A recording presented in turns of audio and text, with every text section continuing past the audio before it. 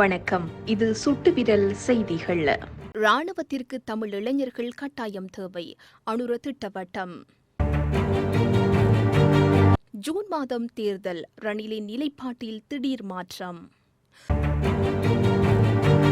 கிளிநொச்சியில் 18 கிலோ கஞ்சா மீட்பு. சந்தேக நபர் கைது. இலங்கையில் பாரியளவில் குறைந்த கைபேசி விலை. வவுனியாவில் மாணவனை தாக்கிய ஆசிரியை காப்பாற்ற முயற்சிக்கும் பாடசாலை அதிபர். மன்னாரில் உணவகத்திற்கு சென்ற நபர் மீது தாக்குதல்.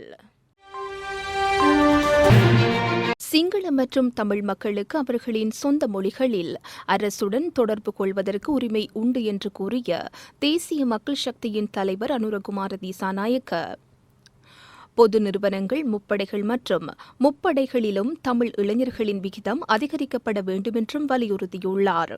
இலங்கை ஆசிரியர் சேவை சங்கத்தின் வடமாகாண மாநாட்டில் நேற்று உரையாற்றிய அவர், எதிர்கால சந்ததியினரின் சார்பாக நாட்டில் இனவாத அரசியல் கலாச்சாரத்தை தோற்கடிப்பது இன்றியமையாதது என தெரிவித்தார்.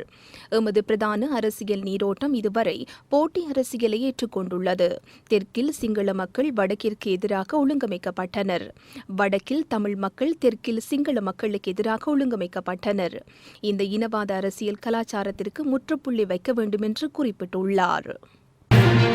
அதிபர் தேர்தலில் போட்டியிடுவது குறித்து இறுதி தீர்மானம் எடுக்கவில்லை என தற்போதைய அதிபர் ரணில் விக்ரமசிங்க தெரிவித்துள்ளார்.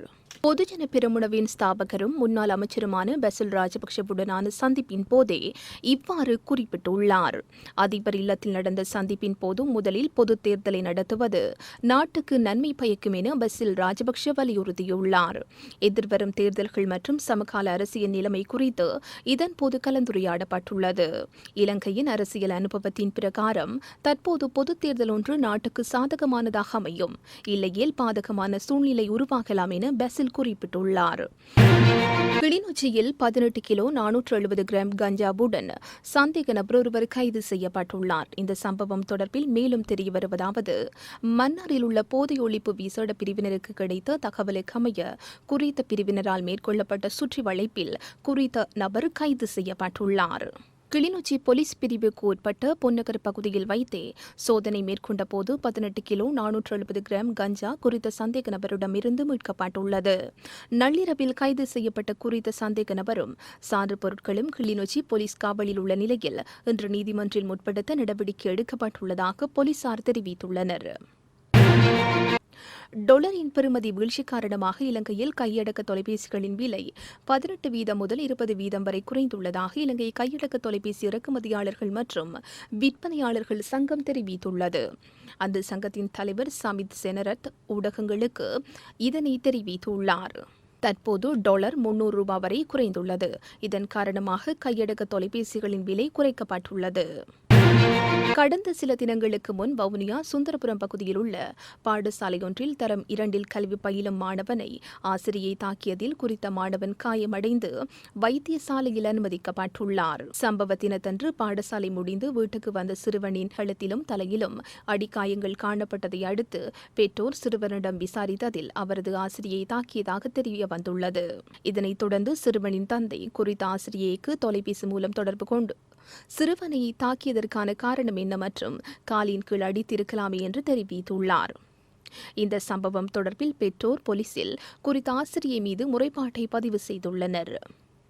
இதேவேளை ஆசிரியையால் தாக்கப்பட்ட சிறுவனுக்கு நீதி கிடைக்க விடாமல் ஆசிரியரை காப்பாற்ற பாடசாலையின் அதிபர் உள்ளிட்ட குழுவினர் கடும் முயற்சியை எடுத்து வருவதாக தெரிய வருகிறது.